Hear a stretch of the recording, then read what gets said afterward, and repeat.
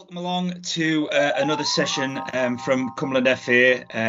Today I'm delighted to be joined by Ian Alcock, who's from Every Life Matters Cumbria. And Ian, today we're going to just have a brief chat around suicide and suicide prevention. So I thought, just to throw you off kilter a little bit, I thought what we'd start by doing is just maybe sort of giving an introduction to Every Life Matters Cumbria, just what it is and what you do within the organisation. That's brilliant. Yeah, thanks very much, Ben, and thanks for having us. So Every Life Matters, we are a suicide prevention charity. Our work is very much focused on working with communities across Cumbria. We have our suicide bereavement support work, which obviously affects those impacted at a personal level.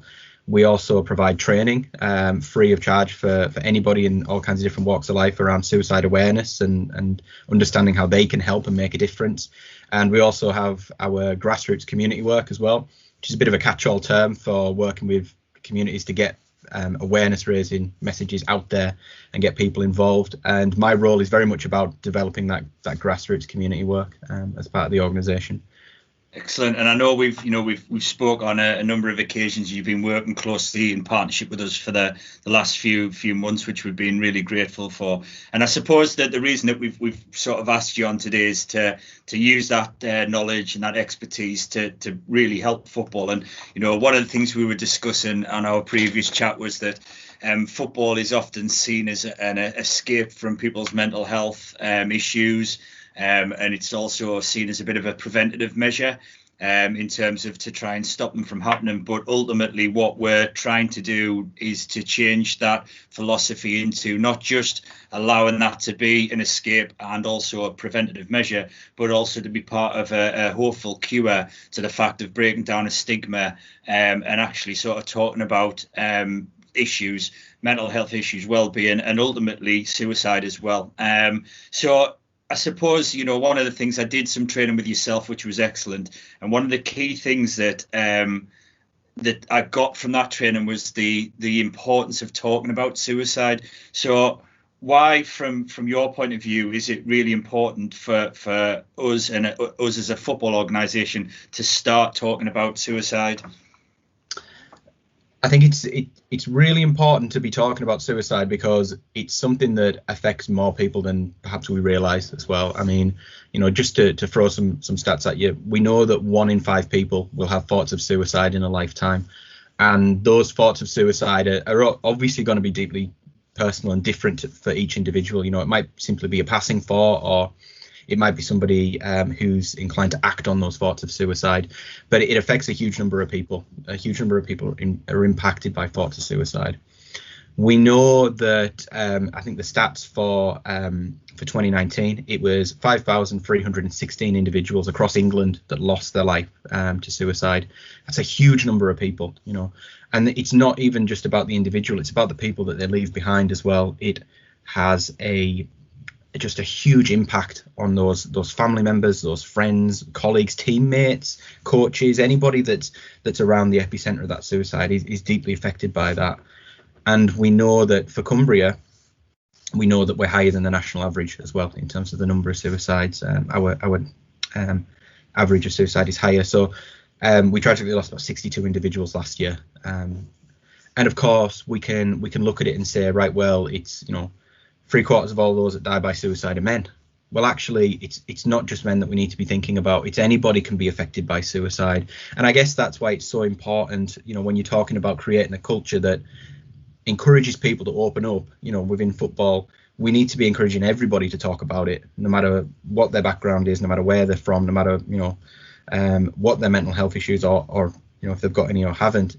We need to be encouraging people to feel safe, to want to have those conversations, because that's when they're going to get the support and really understand that they can get the help that they need. Yeah, and I suppose for us, in terms of the demographics who are more susceptible to having these suicidal thoughts, we're covering a large amount of those with, obviously our adult male and adult female teams, but obviously also dealing with large groups of teenagers, etc., and youth as well. So, it is something that's really important for us as football organisation, but also our members, our clubs, our coaches, our players to sort of start to think about these things. So, with football being, and the reason we've asked you along today is that football from today, we're talking on Monday the 29th, football is back if the weather allows us. It's absolutely pouring down outside, but ultimately football is coming back, grassroots football. So these organisations may be amongst the first people who are seeing others that have, been through what has been a very difficult 12 months for everybody. So what are the sort of some of the signs and symptoms that you relate that our people should be looking out for when it comes to people who are having some suicidal thoughts? Yeah, and I think you're right there. Like this is going to be the first chance that they're going to be interacting with lots of different people. Back to football. So it's a great chance to be checking in on people, really, isn't it? To make sure that they're okay. Definitely.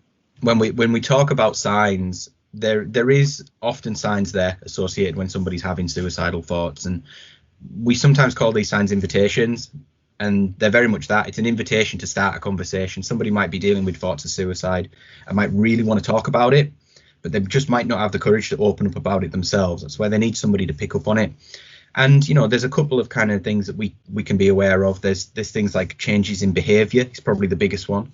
If you're on a team with somebody, or if you're coaching somebody for quite a while, you're going to know what's different when they, how are they behaving differently? Do they seem down? Do you know that they're going through a particularly tough time? Are they just withdrawing from other teammates? Are they not reaching out, talking? Are they talking differently? Are they saying things that seem a little bit odd? And those are some of the things that we can be looking out for, and the things that we can pick up on. And then that's when we can kind of start that conversation as well. And if you are worried about somebody and you're thinking, oh, well, I just don't know, I wouldn't really know where to start that conversation or how to even approach them, it's about just being a bit helpfully nosy, really. Don't be scared to just talk to somebody if you're worried about them. And even if you start that conversation and they just open up about maybe they're just feeling a bit anxious or a bit down recently, or they're having other problems in their life, they're going to be grateful that you've shown that you care about them enough to ask. And if you are really worried that they might be having thoughts of suicide, you're not going to make it worse by asking directly about suicide. That is, that's a big myth. We need to dispel that myth immediately. You're not going to put the thoughts into anybody's head. You're not going to make them suddenly think, oh, well, I wasn't thinking about suicide, but I am now.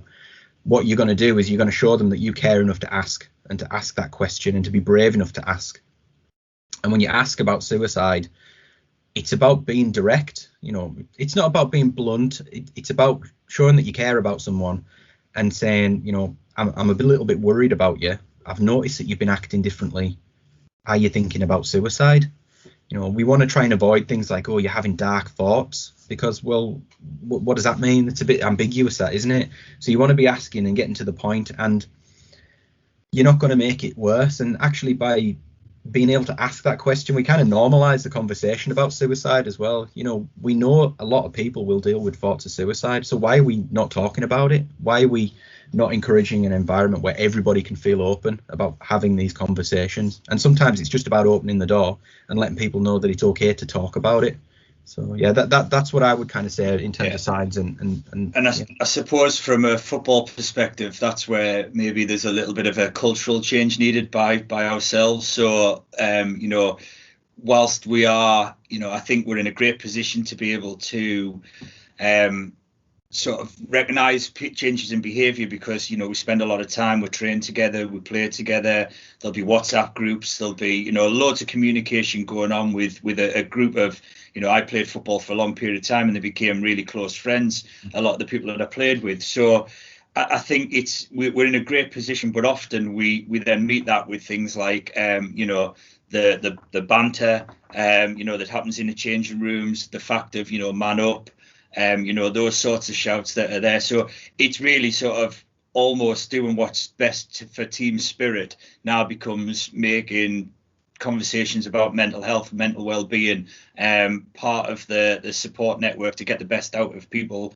that are involved in your football team as well. So, I think you said there around concern around not being able to help somebody. How do I start that initial conversation? So, how can I help somebody? So if I am worried about somebody, what's your top tips for me going to help somebody? So top tips for helping someone. So obviously the first thing is being brave enough to ask that question. I think that's a big thing. And even if that person says, oh no, that's not what's on my mind, that's still a big step. And that shows enough that you care about someone to ask. But sometimes the simplest thing that we can do is to just listen to what somebody's got to say, just provide that person the space to talk. And that often is, it's the simplest thing to do, but we often forget how important that is to just stop talking for a little bit and allow them to talk about how they feel and what's going on in their life. And, it's not trying to jump in and offer solutions or trying to fix the problem, because we can't sometimes fix the problem. We can't just offer it. We can't say, oh, well, actually, mate, have you tried this? And that'll solve everything. It doesn't work like that. But if we can just allow them a little bit of time, a little bit of space, take the feeling seriously and just let them talk about how they feel. And, 9 times out of 10, they're going to come away from that conversation feeling like, it's going to be better and they've been heard. And I think that's the big difference. It's allowing somebody to be heard. And I guess sometimes there is this feeling that, well, actually, once somebody's told me, what do I do with that? How do I help? Well, actually, you don't. Yeah. And by not trying to fix everything, I think that's a really, really good way of just allowing them. Yeah, allow them that space, allow them that time, let them talk. Ask them questions as well. Things like, how long have you been feeling like this? When do you think it started? What was the cause of it? That's okay. You don't have to sit there in silence, because that's, it's not really a conversation then, is it? Yeah. But yeah, and I think more than out, it's, when you're on a team and you spend a lot of time with your mates and things like that, you're going to build up that connection, and it's helping that person feel safe in that moment as well, and letting them know that you're not judging them for how they feel. 1 in 4 of us will go through a mental health problem at some point in our life. So we're all going to experience this at some time, some kind of difficulty, and approaching them in a way that you would want to be approached as well, I think really, really helps. Just making that connection and supporting them as best you possibly can. Yeah, some great advice there. And like I said, I did some training with yourselves, and I've done some other training, and I fully agree, because I think, you're the expert in this field compared to me, but I always felt like it was with mental health and with suicide, it was up to me to try and fix it. And I think it all changed for me when somebody described it as, I'm a qualified first aider as well, a physical first aid. And they said mental health is exactly the same as that, in the fact of your job is to provide some initial support, but then to pass it over to the experts as quickly as you possibly can.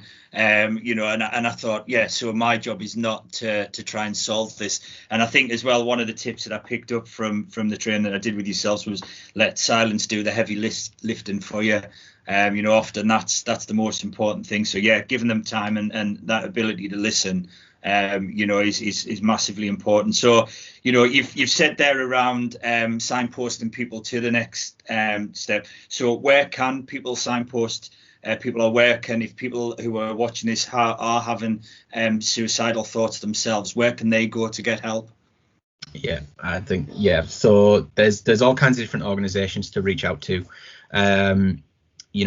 Obviously, first protocol we'd always say is go and speak to your GP. Now, waiting lists are long, and we know it's hard getting in to speak to the GP because of COVID and everything, but always start that process. Just go in there and have an open conversation with your GP about it, but think about what you're going to say before you go in there as well, because your GP is going to try and diagnose a physical illness, aren't they? Because that's what their job is. So you need to be going in there thinking, what am I going to say to him about my thoughts of suicide? Or even, practical things like write it down before you go in, so you can keep yourself on point. But if you're worried about somebody and you think they need a little bit more kind of professional help, you can, of course, kind of signpost them to the likes of Samaritans as well, which are available every day of the year. 116123 is the telephone number for them. There's also services such as CALM, which is a campaign against living miserably. You can also contact them as well. They specialize in suicidality in men as well. So they run a hope line as well. Can't remember the number off the top of my head, but that one is also available. For young people, we've got Papyrus as well. They run a helpline which is 9 till 12 every day, and that's 0800 068 4141. But there's also like text services and things like that as well. So you can text shout to 85258, and rather than sit on the phone and talk to somebody, you can just write it all out, which, let's face it, some people just do that better, don't they? They can't quite articulate how they feel, so writing it down is actually a really good way. But yeah, there's a lot of services out there, and what I would always say is look on our website as well, everylifematters.org.uk. We've got a host of information about where you can get mental health support for all kinds of different things, not just thoughts of suicide as well, but there is a lot of support out there. And when someone's having suicidal thoughts, sometimes they can feel like there's nobody out there and that nobody is interested in what they have to say. Everybody is interested. Everybody wants to help that person in that moment. And sometimes it's getting over that initial fear. And in being able to start that conversation with someone, that could be the process to them getting that help that they really, really need. So that's why these little conversations are so important, and so important to ask, and so important to kind of build it up from there. But it's, as you said, Ben, you're not there having to solve all the problems. That's not your role. It's just about starting the conversation and getting the ball rolling. No pun intended there, but yeah, no, good one. We'll take that one. I think as well, when we're looking at this, I said that I really benefited from doing some training. So as well as supporting individuals who potentially are having suicidal thoughts, what about myself as a coach or as a manager or as a club official? If I want to sort of increase my knowledge so I feel more confident in being able to deal with a situation if it arises and offering the best support I can, where can I go to potentially get some more training? Because I know your website is excellent. It's really good. And you did mention previously that there was some free training. So what could I do to improve my own knowledge?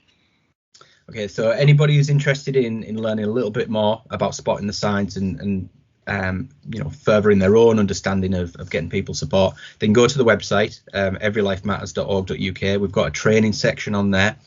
And we obviously go on there. You can sign up to an hour-long training, suicide awareness. That will give you all the basics of what you can do to help.